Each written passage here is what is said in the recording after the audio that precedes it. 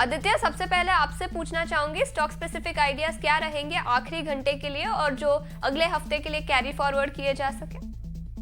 शेषा, एक तो मैंने अभी बताया कोचिन शिपयार्ड, उसी के साथ स्टिक करना चाहूंगा। करंट लेवल्स पे खरीदारी करें। ऊपर में टारगेट आपका यहाँ पे बनेगा 2400 का, नीचे स्टॉप लॉस आपको लगाना है 2000 का। सेकंड स्टॉक मेरे रडार पे है कैनफिन हो। मुझे लग रहा है बहुत अच्छा एक सपोर्ट लेके स्टॉक ये वीक बहुत शानदार तेजी दिखाया है, 7.5% अच्छे वॉल्यूम्स पे। तो करंट लेवल्स पे इस पे भी खरीदारी कर सकते हैं। ऊपर में लक्ष्य यहाँ पे लगा है 900 रुपए का और नीचे स्टॉप लॉस लगा है 820 का। तो दोनों ही स्टॉक्स पर खरीदारी की राय, एक है कोचिन शिपयार्ड डिफेंस सेगमेंट से और एक है कैनफिन होम्स। आगे बढ़ते हैं और रत्नेश, आपसे भी पूछना चाहूंगी आपके स्टॉक स्पेसिफिक आइडियाज क्या रहेंगे।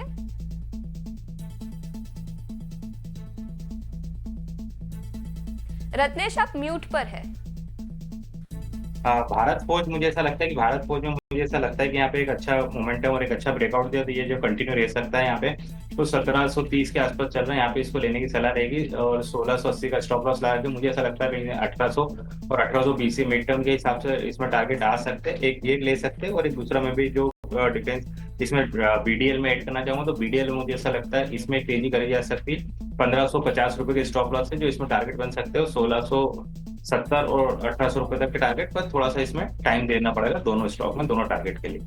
बिल्कुल, तो दोनों ही स्टॉक्स पर खरीदारी की राय, एक है भारत डायनामिक्स और दूसरा है भारत फोर्ज। पर नजर डालते हैं। याद रखें, निफ्टी आईटी इंडेक्स में पिछले कुछ दिनों से काफी कमजोरी रही है और आज के ट्रेडिंग सेशन में भी निफ्टी आईटी इंडेक्स सबसे बड़ा सेक्टोरल लूजर है। करीब 1% की गिरावट के साथ 280 अंकों की गिरावट निफ्टी आईटी इंडेक्स पर दिखी है। निफ्टी आईटी इंडेक्स पर ही राय ले लेते हैं। आदित्य, आपसे पूछना चाहूंगी एज एन इंडेक्स देखे सेक्टर पर क्या राय बनेगी और कुछ स्टॉक स्पेसिफिक आइडियाज अगर निकल कर आ रहे हैं तो।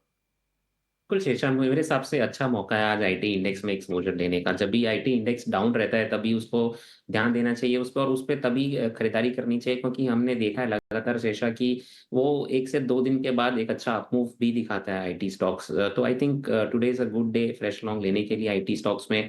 अगर मुझे कुछ चेरी पिक करना हो तो एचसीएल टेक्नोलॉजीज मुझे अच्छा लग रहा है। यहाँ पे करंट लेवल्स पे खरीदारी करनी चाहिए एचसीएल टेक्नोलॉजीज में। लार्ज कैप नेम्स में से यहाँ पे आपको कम से कम 3 से 4% का अपसाइड देखने मिल सकता है। 1600 का पहला टारगेट रहेगा। उसके ऊपर अगर निकलता है तो 1670 के लेवल्स भी देखने मिलेंगे आपको। नीचे स्टॉप लॉस 1385 का 85 का लगाना है। इसके अलावा अगर मैं कुछ देखूँ तो मिड कैप आईटी स्टॉक्स भी मुझे लग रहा है कि यहाँ पे खरीदारी का पैटर्न इमर्ज हो रहा है यहाँ पे।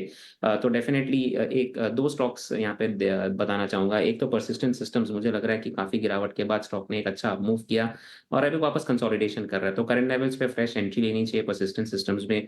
यहाँ पे टारगेट आपको 4200 से 4400 के आएंगे। नीचे में स्टॉप लॉस 3650 का लगाना है। एंड फाइनली मुझे लग रहा है यहाँ पे कोफोर्ज भी एक ऐसा स्टॉक है जिसपे फ्रेश एंट्री ले सकते हैं। ऊपर में आपको 5600 के लेवल्स देखने मिलेंगे। नीचे स्टॉप लॉस आपको 5100 का लगाना है। ये राय थी आईटी सेक्टर पर। आगे बढ़ते हैं, एक स्टॉक पर नजर डालते हैं, एंड्योरेंस टेक। दिन के उछले स्तर से देखें तो थोड़ी सी गिरावट दिखी है, लेकिन उसके बावजूद स्टॉक करीब 6% की तेजी के साथ ट्रेड कर रहा है।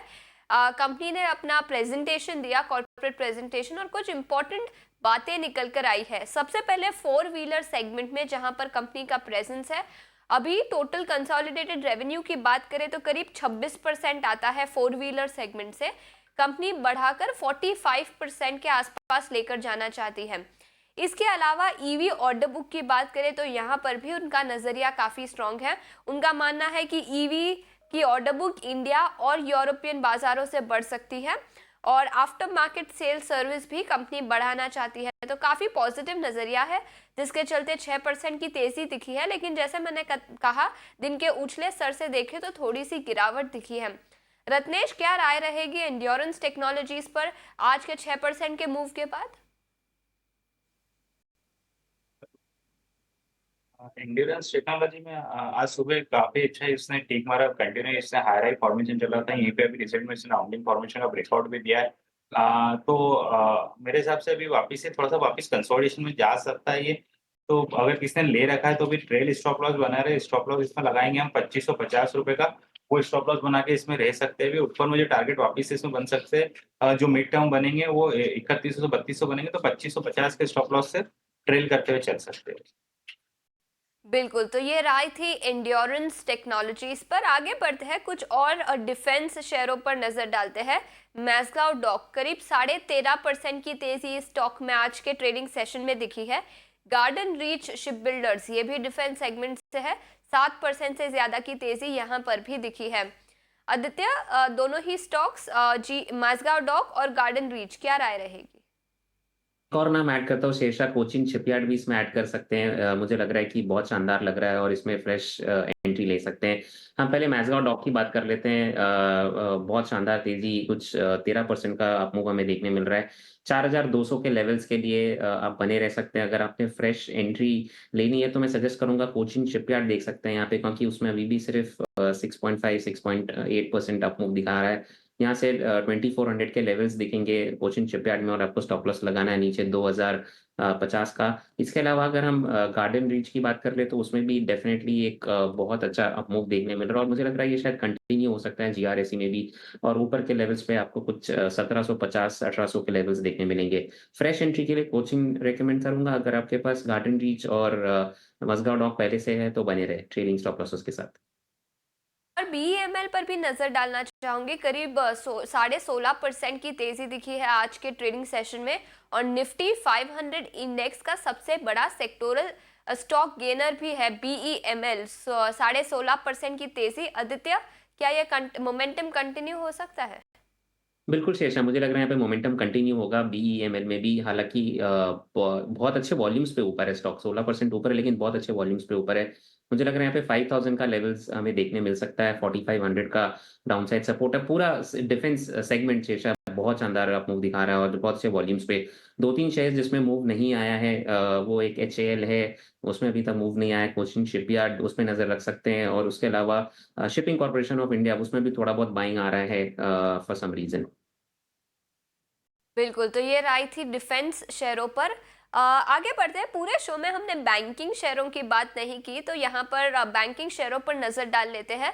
रत्नेश, प्राइवेट या पब्लिक पीएसयू या प्राइवेट बैंकों से कुछ निकल कर आ रहा है? कोई स्टॉक स्पेसिफिक आइडिया? अगर बैंकिंग में देखेंगे तो हम जो मुझे सबसे अच्छा जो अभी दिखता है तो मुझे ऐसा लगता है कि अब यहाँ पे एसबीआई में करेक्शन पूरा हो गया। अब एसबीआई वापस से लीड करने को तैयार है। एक बार थोड़ा-सा मैं वेट करूँगा सिर्फ 850 के ऊपर क्लोजिंग देने का। अगर ये 850 के ऊपर क्लोजिंग देगा तो मेरे ख्याल से एसबीआई वापस से लीड करने को तैयार है। जो वापस इसके हाई के ऊपर आस-पास जाएगा तो फिर वहाँ पे एक ट्रेड लेना चाहिए, स्टॉप लॉस लगाना चाहिए ₹835 का। तो एसबीआई पर खरीदारी की राय, ₹833 का स्टॉप लॉस लगाना चाहिए। मैं जरा आपके सामने और रखना चाहता हूं क्योंकि अब समय कम है, इसलिए एक एक शेयर ही मेहमानों से ले पाऊंगा। जरा जल्दी जल्दी चेक कर लेंगे मेहमान, उनसे बताओ। आईसीआईसीआई प्रूडेंशियल, रत्नेश सर जरा चेक करना, बड़ा ब्रेकआउट मिल रहा है क्या आईसीआईसीआई प्रूडेंशियल? ऐसे प्रूडेंशियल बिल्कुल थोड़े से इंश्योरेंस वगैरह कंपनी में ज़रूर जान हमको दिखाई दे रही थी। तो उसमें अगर आईसीआईसीआई प्रूडेंशियल का हम चार्ट देखें डिम्पी जी, तो ऐसा लगता है कि इसमें काफ़ी अच्छा ब्रेकआउट इसमें ज़रूर दिया है। तो मुझे ऐसा लगता है जो पहला टारगेट ₹1630 का, तो फ्रेश ब्रेकआउट आएगा तो इसको अपने ऑल टाइम हाई ₹730 तक के लिए लेके जाएगा। तो बिल्कुल इसमें पोज़ीशन बनानी चाहिए और स्टॉप लॉस भी बहुत पास का बन रहा है। ₹600 का स्टॉप लॉस है, पोज़ीशन बनानी चाहिए।